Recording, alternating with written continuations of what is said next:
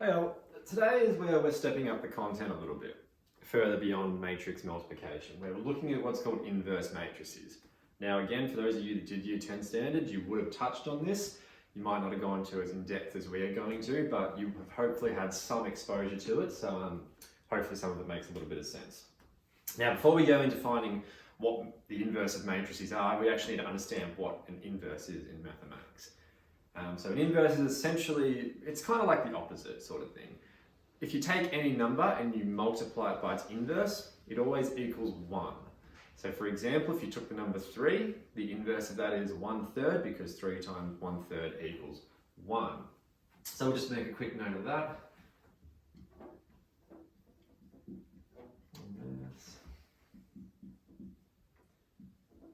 We call it the multiplicative inverse because we're multiplying it.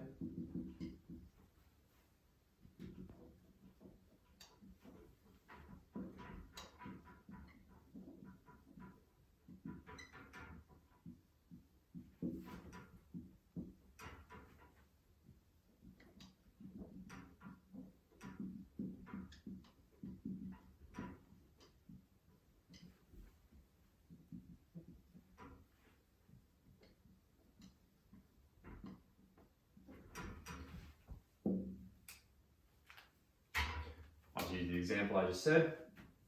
So e.g.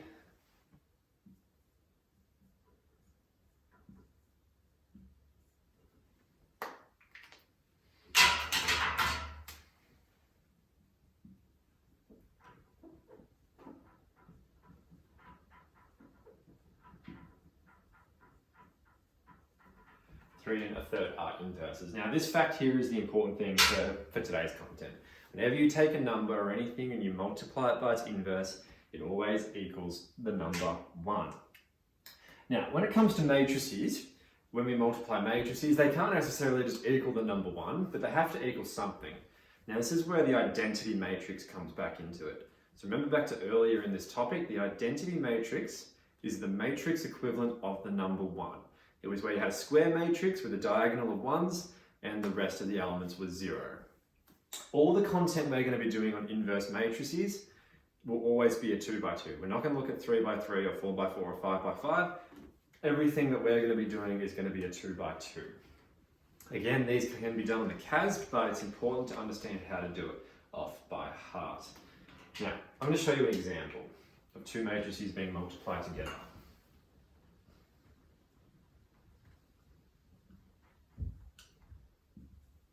What we're essentially going to do here is show how they are actually the inverse of each other.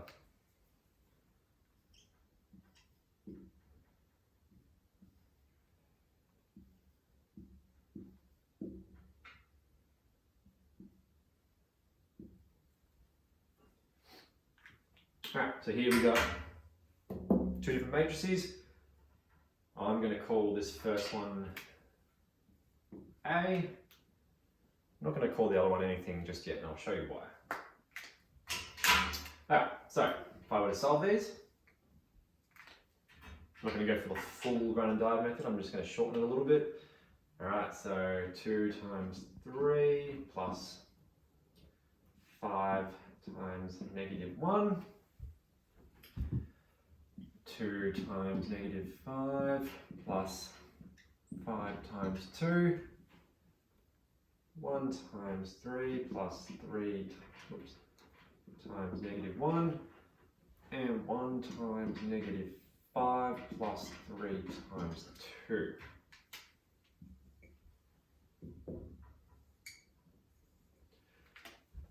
Alright, 2 times 3 is 6, 5 times negative 1 is negative 5, 6 plus negative 5 is 1. Negative 10 plus 10, 0. 3 plus negative 3, 0. Negative 5 plus 6, positive 1. So our answer that we got here is the identity matrix, for those of you who can't remember what it looks like. So when we took this matrix and multiplied it by this matrix, we got the matrix equivalent of the number 1, which tells us these are inverses. Now up here I wrote that this one was A, which means that this one could be represented like this. A to the power of negative 1. A to the power of negative 1 means it's an inverse of A. So if I write B and B to the power of negative 1, it means that that was an inverse of B. So anytime we see the power of negative 1, that can denote that it's an inverse of something.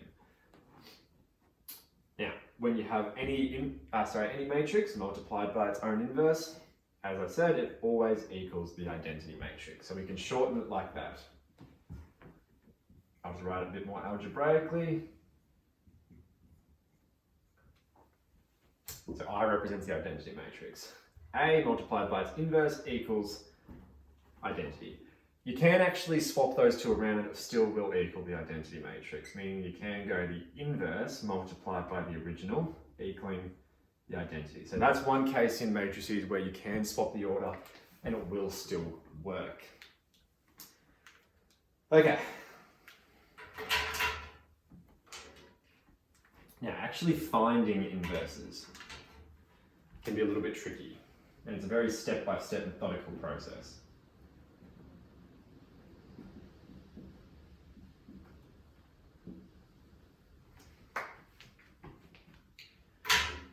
All right, let's say we've got a matrix.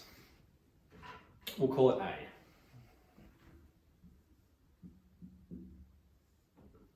So 2 by 2. Now I'm not going to use numbers in here, I'm going to use letters, just because this is an algebraic way to do it. This is a general rule that can be applied to all 2 by 2 matrices. So instead of numbers, I'm going to go A, B, C, and D. All right, anytime you have a 2 by 2 and you're required to find its inverse, follow these steps. All right, step 1.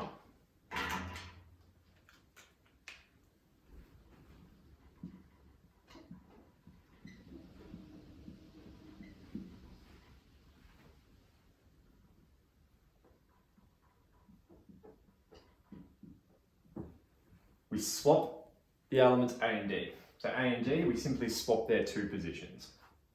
So if we were to rewrite it, it would look like this.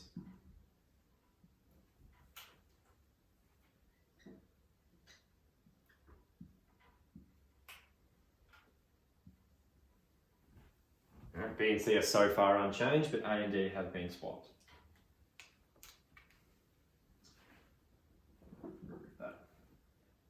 Next step.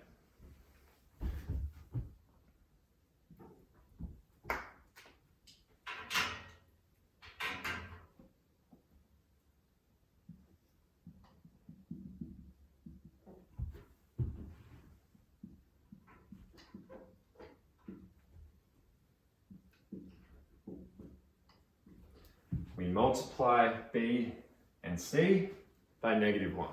Essentially, if it's a positive, you change it to a negative. If it's a negative, you change it to a positive. You just simply change the operation in front of it. Again, rewrite that. It looks like this now.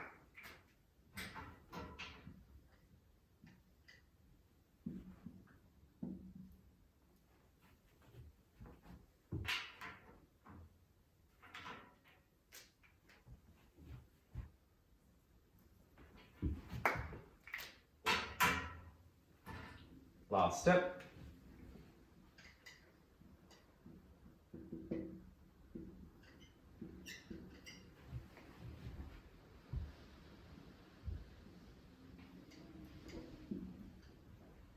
All right, this one's probably the most complicated. We multiply the whole thing by a fraction. That fraction is 1 over AD minus BC, meaning the element A multiplied by D subtract B multiplied by C. This might all come together and make a bit more sense when we do an example. So the final product will look like this.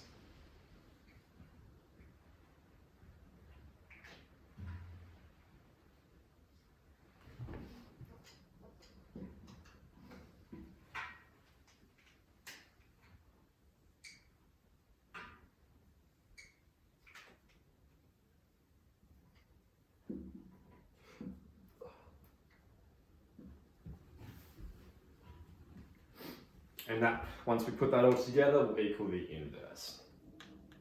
So the final thing, 1 over AD take BC. Our elements are being moved around according to the step-by-step. Now what we'll do is we will do an example.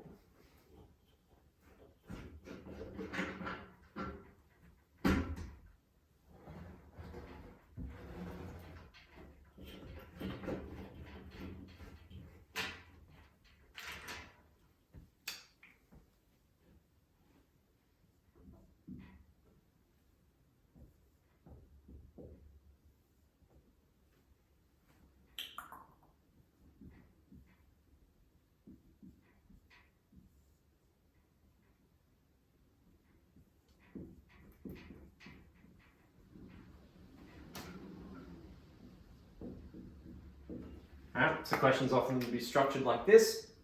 If A is equal to the matrix, determine A to the power of -1, meaning find its inverse. Alright, so let's follow that step.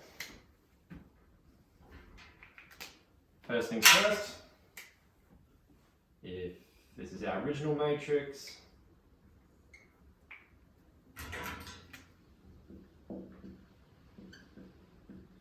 let's firstly swap the elements. So the 2 in the position of A and D, which in this case is 7 and 1, we're going to swap those. 2 and 4, we're going to remain unchanged for now. Once you get good at these, you can sort of combine steps. So instead of doing it step by step like this, you might be able to just do 2 and 4 multiplied by -1 in the same step. But just for our first one, we're going to do it very explicitly. Alright, so next step is to take elements B and C, in this case 2 and 4, multiply them both by -1, which leaves us with this. Third step, which is the most time consuming.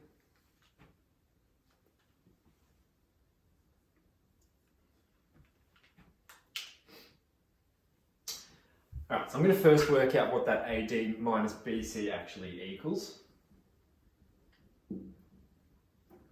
This is also known as the determinant, which we'll look at a bit in the next video. Alright, so this, when we do it, is from the original matrix, not from what we have here now, but from here. Alright, so A and D, 7 and 1, multiply them together, minus B times C,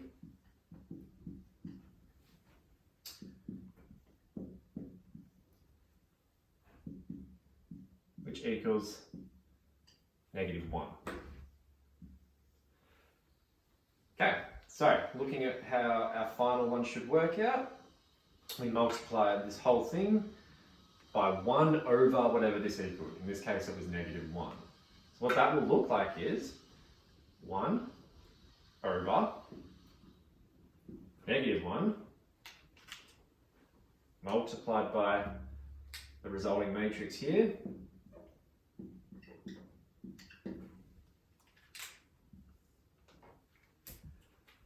okay, so what we can do now, this is like scalar multiplication, which we did earlier in the topic, and that gets multiplied to every element. We can simplify this fraction. 1 divided by -1 is just -1. So all we're doing here is multiplying each of these elements by -1. Sometimes out here you can get a much more complicated fraction, like 1 over 16 or 18 or 105, depending on whatever the elements are. If that's the case, a lot of the time you can just leave the fraction out the front. But essentially all you're doing is you're taking this number and putting it over at the top of the fraction in that position. So for example, if this was 1 over 100, well, this would just become -4 over 100, -2 over 100, 7 over 100. Depending on the fraction, you might be able to simplify it, but essentially you're just taking that number and putting it on the numerator. But for now, we're just doing all these numbers multiplied by -1. So -1 times 1 is -1. -1 times -2, +2, +4, -7.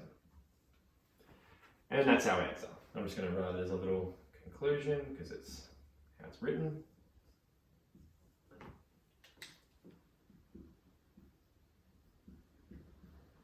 So that's the inverse of our original matrix. If we were to multiply these together, it should equal the identity matrix, 1, 0, 0, 1. This can be done on the CAS quite easily. All you would do is you would type in that matrix and then put it to the power of -1. So if you did that matrix in the CAS to the power of -1, you would get this result. If you're ever required in an assessment or an exam or whatever to do it by hand, a good idea is to do it like this, and then just use the CAS to test to make sure you've actually got the right answer. So put that into the power of -1. If it's the same answer you've got, then you're on the right track. All right, there is a little bit more to go over in this this exercise, but I'm going to stop this video there and do a second.